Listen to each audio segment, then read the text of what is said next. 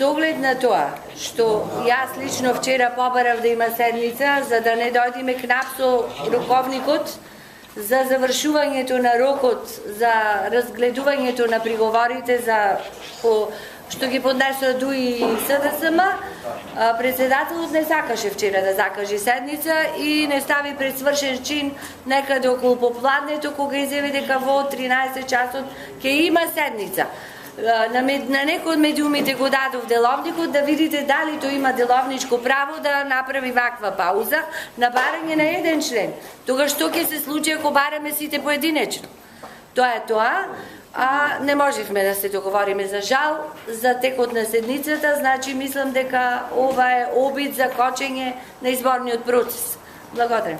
Не мислите дека е подобро да се проверат првите предпоставките на партијата? Со оглед на тоа што приговорите се дадени пред недела дена, значи точно ќе видите во архивата кога се заведени, има ја можност, а исто така и цела година, откако избирачкиот список да се изврши проверката.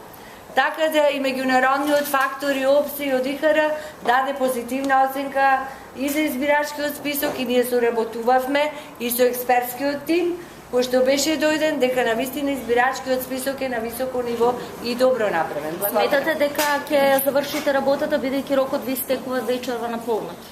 Тоа зависи затоа што ние сме дискриминирани од председателот на ДИК Рилковски.